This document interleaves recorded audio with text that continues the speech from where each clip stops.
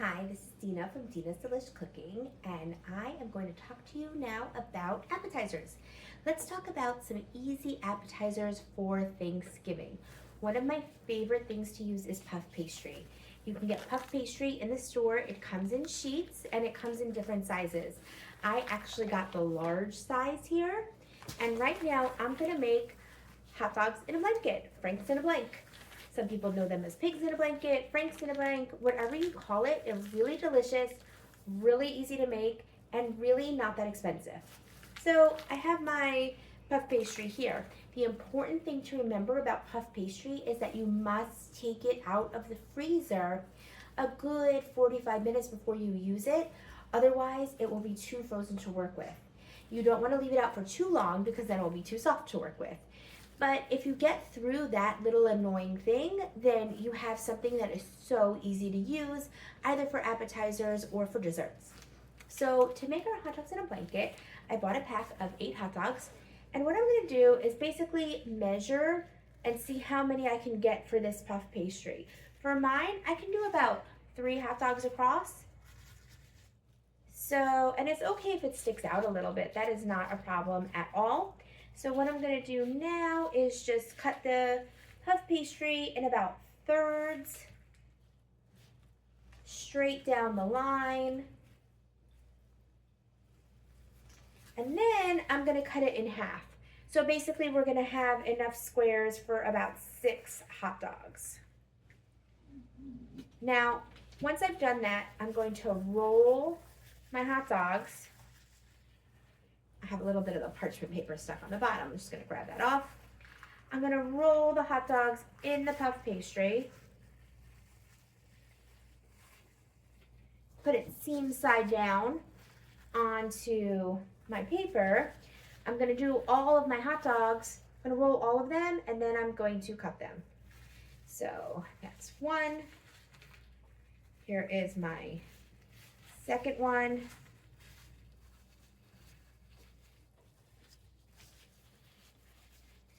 Here is my third one.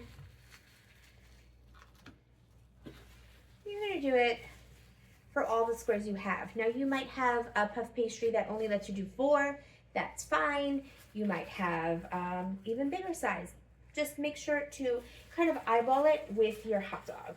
And if you want to use a turkey dog or if you want to use a tofu dog, those are other good alternatives too. I encourage you to find out what your guests' dietary requirements are before you have them over, because if you're inviting a lot of people over for Thanksgiving or for any other meal and all of a sudden you find out you have vegetarians or vegans or somebody with a gluten allergy or non-dairy, it is so much harder to scramble at the last minute. And as you can see here, it's so easy to do if you just grabbed a tofu dog or a chicken dog instead of a beef hot dog like I have. It's the same amount of work, and that way you could make sure that all of your guests have enough items to eat. Okay, I finished rolling them, and I'm putting them seam side down right now on my cutting board. Just gonna get rid of this paper, and now I have my hot dog seam side down. I'm gonna cut them in half, and then I'm gonna cut. Now here you have an option. It depends on how large you want your hot dogs in a blanket. Do you want to, you can cut them into 3s after that. I kind of like this size where I cut them in half and then I cut each half into thirds. Some people like really big ones, so they can just do it in half and then in half again. The way I'm doing it, each of the hot dogs will have 6 pieces. So we have 6 hot dogs, 6 pieces, and that will give us 36 little appetizers, which is really a nice amount. Now, when I put them in my baking sheet, which I'm doing now, make sure to put them seam side down. The seam is where the roll finished, and I want that seam side down because I don't want my hot dogs to open in the oven. Oops. Over here, I almost started cutting from the side, but it's actually easier if you cut it in half.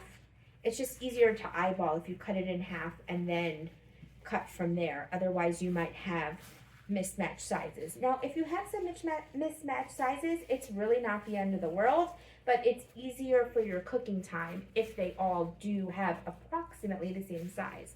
Now, I am not a person who is very concerned with having things all the same size. Don't worry if it's a little bit off. It really isn't going to make a difference for your item. I'm going to finish cutting all of these up.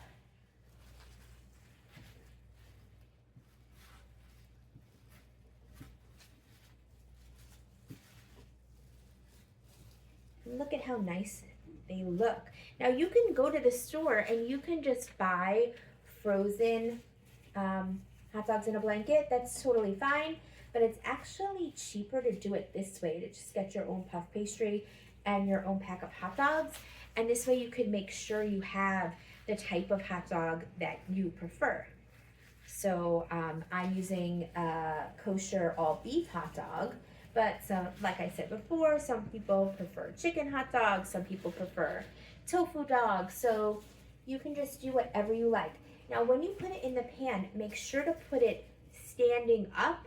You don't want to put it lying down flat.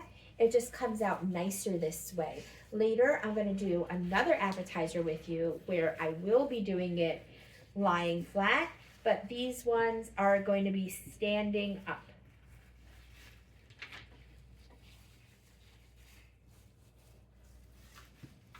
Almost done. I have one more left.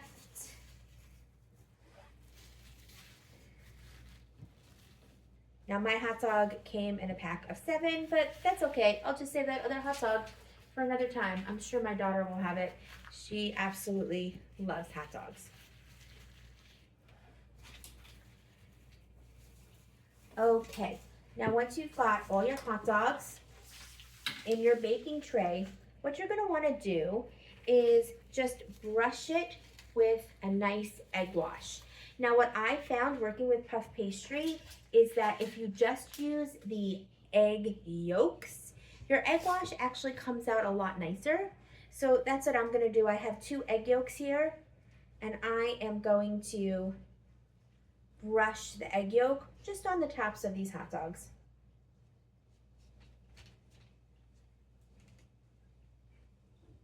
And this way, my hot dogs will have a really nice color.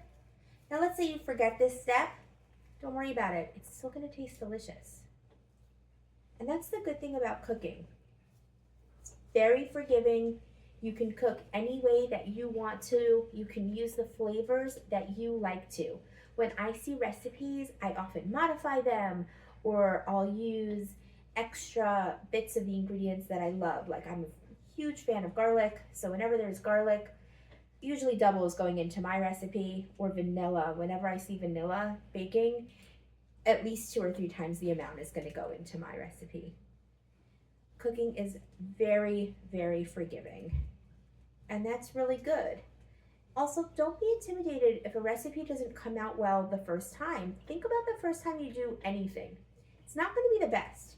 Whenever I try a recipe for the first time, it's not my best effort. Sometimes it is. Sometimes I'll do something and I'll be like, wow, that's amazing. I can't believe it came out like that. But usually when I'm cooking something, the first time is my tester. It's where I get a feel for the ingredients. It's where I get a feel for the dish. And afterwards, I'll modify it. And that's okay. Yeah, just don't expect to be a perfectionist. I've met people and they're like, wow, how do you cook so well? I tried making a casserole, or I tried making a pie and it came out terrible. I'll say, yes, it was only your first time. First time, I mean, when you learn to ride a bike your first time, you didn't get it right away. You have to practice.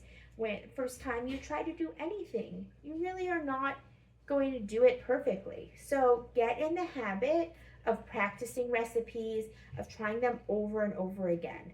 I learned to cook from my mother and my grandmother, so I'm very lucky. I got to watch them for years.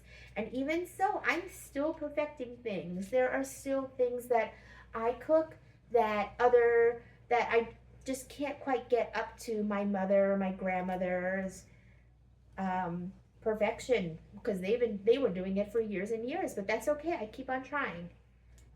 Now, once you have the egg yolk, you can put a topping on. I like to put on sesame seeds, and I also like to use everything but the bagel seasoning. Now, today my good friend Marissa is coming over, and that's why I'm making these appetizers. She is allergic to sesame seeds, so I will not be using any of these. However, I highly recommend using everything but the bagel spice on top of these cute little Franks in a Blank, or just a nice toasted sesame. I'm gonna put these aside because I do not want to hurt my friend.